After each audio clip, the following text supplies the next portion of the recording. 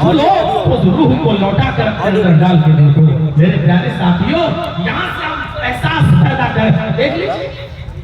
جانے لینا کتنا آسان ہے۔ فلسطین میں دیکھ لیجئے، اسرائیل اور فلسطین کی جنگ دیکھ لیجئے، ایک باپ کتنی محنت اور مشقت کے ساتھ اپنی اولاد کی پرورش کرتا ہے، کتنے مرحلوں سے گزرتا ہے۔ ایک ماں کتنے مہینے اپنی اولاد کو، اپنے بچے کو پیٹ میں رکھتی ہے، کتنے مراحل سے گزرنے کے بعد پھر وہ اس کو جنم دیتی ہے، کتنی مشکل سے پال پوس کر بڑا کرتی ہے، اور اس کو ایسا پالنے اور پوسنے میں کتنی قربانیاں دینا پڑتی ہیں، کتنی محنتیں کرنا پڑتی ہیں، اور کتنا سب کچھ لٹانا پڑتا ہے۔ لیکن بڑی آسانی کے ساتھ ایک چھوٹا سا بم پھینک دو اور لاشوں کے انبار لگا دو، منٹوں میں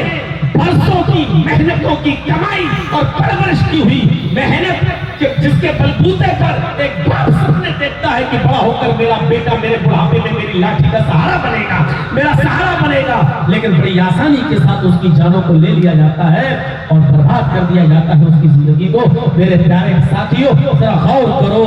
برباد کرنا کتنا آسان ہے، کسی کو آباد کرنا کتنا مشکل ہے۔ ہم ان چیزوں پر ان سب مرحلوں سے ہمیں اور آپ کو بھی گزرنا ہے۔ ملک الموت تو ہماری اور آپ کی بھی روح نکالنا ہے، ہمارے اور آپ کی روح بھی نیچے سے، پنجوں سے، پیروں سے، تلبوں سے نکلتے ہوئے نرخرے تک پہنچے گی۔ آنکھیں پھاڑتا ہے آدمی، اوپر آنکھیں ٹنگی رہ جاتی ہیں،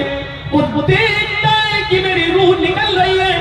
آنکھ اور ناک اور کان کے راستے سے اس کی روح نکلتی ہے۔ یہ بڑا نازک وقت ہوتا ہے۔ یہ وقت جناب محمد رسول اللہ صلی اللہ علیہ وسلم کے سامنے بھی آیا تھا۔ انتقال سے تھوڑی دیر پہلے آپ کا حال یہ تھا، فجر کی نماز کے بعد، ظہر کی نماز سے پہلے میرے بھائیوں، آپ پانی کے پیالے میں اپنا ہاتھ ڈالتے جاتے تھے اور پانی کے چھینٹے اپنے جسم پر ملتے جاتے تھے اور کہتے جاتے تھے، اِنَّ لِلْمَوْتِ سَكَرَاتٍ، اِنَّ لِلْمَوْتِ سَكَرَاتٍ، اِنَّ لِلْمَوْتِ سَكَرَاتٍ۔ موت کے لیے بڑی بےچینیاں ہیں، موت کے لیے بڑی تکلیفیں ہیں، موت کے لیے بڑی پریشانیاں ہیں۔ حضرت فاطمہ نے جب اپنے باپ کو یہ چیختے ہوئے دیکھا کہ اِنَّ لِلْمَوْتِ سَكَرَاتٍ، موت کے لیے بڑی بے چینیاں ہیں، تو وہ بھی چیخ پڑی، واہ کر بابا تو، ہائے میرے ابو کی تکلیف، ہائے میرے ابو کی پریشانی، ہائے میرے ابو کی تکلیف۔ نبی اکرم صلی اللہ علیہ وسلم کو بھی اس دور سے گزرنا پڑا۔ ہم اور آپ کہاں ہیں؟ کتنی آسانی کے ساتھ انسان اس چیز کو بھول جاتا ہے، کتنی آسانی کے ساتھ،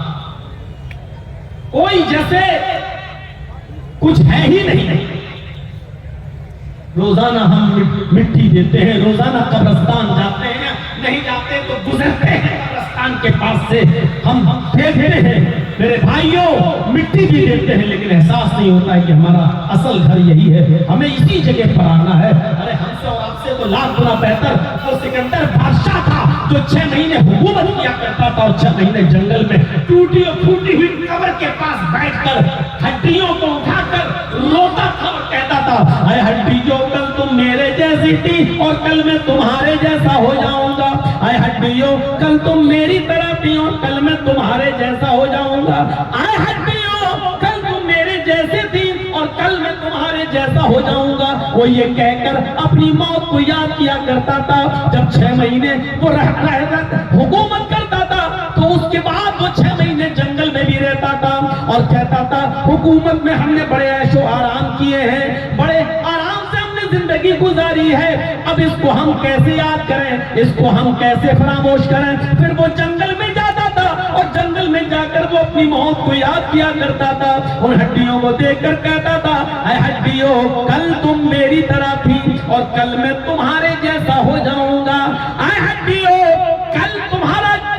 حال وہ تھا جو آج میرا ہے اور کل میرا وہ حال ہو جائے گا جو آج تمہارا ہے، اے ہڈیوں کل تم میری طرح تھی اور کل میں تمہاری طرح ہو جاؤں گا۔ یہ کہہ کر وہ اپنی موت کو یاد کیا کرتا تھا تاکہ جب کل ہم پھر خلافت کی کرسی پر بیٹھے حکومت چلائیں تو کم سے کم ہم لوگوں کے سامنے عدل کر سکیں اور انصاف کر سکیں۔ احساس ہوتا ہے کسی کی زمین داپتے ہوئے کہ کل ہمیں بھی مرنا ہے؟ کبھی احساس ہوتا ہے غلط فیصلہ کرتے وقت کل ہمیں بھی مرنا ہے؟ کبھی احساس ہوتا ہے طرفداری کرتے وقت فیصلے میں کہ ہم غلط فیصلہ کر رہے ہیں، کل ہمیں بھی اپنے رب کے سامنے جواب دینا ہے؟ جبکہ موت کا انکار دنیا کا کوئی مذہب نہیں کرتا ہے۔ یہ الگ بات ہے کہ مرنے کے بعد انسان دوبارہ زندہ ہوگا یا نہیں، یا مرنے کے بعد انسان کی حیثیت کیا ہوگی، اس میں تو اختلاف ہے۔ عیسائیوں کا اور یہودیوں کا اور مسلمانوں کا عقیدہ ہے کہ انسان دوبارہ زندہ ہوگا، لیکن ہندو بھائی یہ کہتے ہیں کہ نہیں، مرنے کے بعد انسان اپنے عمل کے مطابق دوسرا جنم پائے گا، کبھی کتا، کبھی بلی، کبھی سور، کبھی بندر، کبھی چھچوندر، کبھی چوہا، یہ سب اس کو اس کے اعمال کے مطابق یہ آواگمن یہ اس کو ہوتا رہے گا، اس کے جنم ہوتے رہیں گے، اور اگر اچھے کرم کیا ہے تو پھر وہ انسان بن کر پیدا ہوگا، منشیہ کا اس کو جنم دیا ہے۔ دنیا میں کوئی ایسا مذہب نہیں ہے جو اس کا انکار کرتا ہو، کسی نہ کسی شکل میں مانتا ہے کہ مرنے کے بعد ہمارا حساب و کتاب ہوگا، کسی نہ کسی شکل میں اس کو تسلیم کرتا۔ ہم کیوں بھولے ہوئے ہیں؟ ہم کیسے فراموش کر جاتے ہیں؟ جب موت کی خبر سنو، یہ پچھلی سال میں کوئی تکلیف نہیں، چاہے پیوگے؟ اچھا میرے بات ملے گا، تقریر کرے گا، میرے بات سن لیجیے گا، تو سنیے میرے بھائی،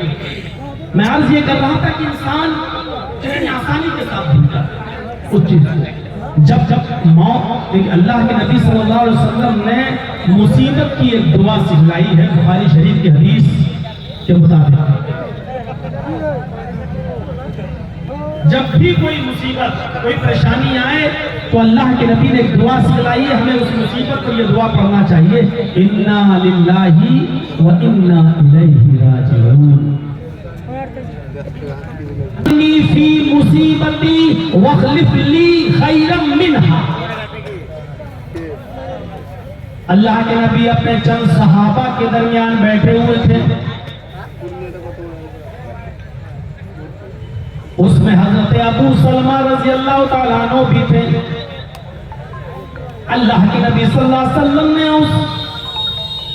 میں درس دیتے ہوئے اس صحابہ کی میٹنگ میں فرمایا کہ جب کسی کے اوپر کوئی مصیبت آ جائے یا کسی کا کوئی رشتہ دار فوت ہو جائے، جب کسی کے انتقال کی خبر سنو یا کوئی مصیبت کسی کے اوپر آئے تو وہ یہ دعا پڑھ لیا کرے،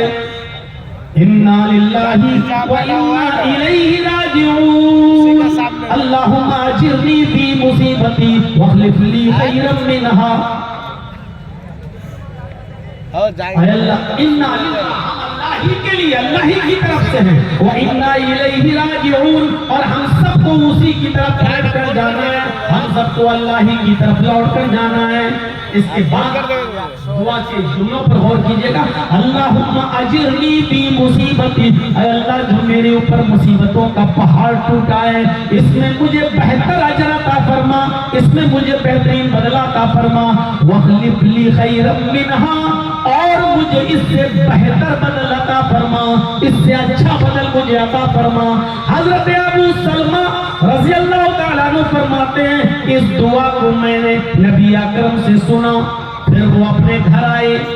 ام سلمہ اس حدیث کی راویہ ہیں، فرماتی ہیں کہ میرے شوہر جب میرے گھر پہ آئے تو انہوں نے مجھے بھی یہ دعا بتائی، کہا کیا ام سلمہ، اللہ کے نبی صلی اللہ علیہ وسلم نے آج مجھے سب کو کے سامنے ایک دعا پڑھ کے بتائی ہے، وہ دعا یہ ہے کہ جب کسی کے اوپر کوئی مصیبت آ جائے، مصیبت ٹوٹ پڑے تو اس کو یہ دعا پڑھنا چاہیے، اِنَّا لِلَّهِ وَإِنَّا إِلَيْهِ راجعون، اللہم اجرنی فی مصیبتی واخلف لی خیرا منہا۔ حضرت ام سلمہ کہتی ہیں میرے شوہر نے جب مجھے یہ دعا بتلائی تو یہ دعا میں نے یاد کر لی۔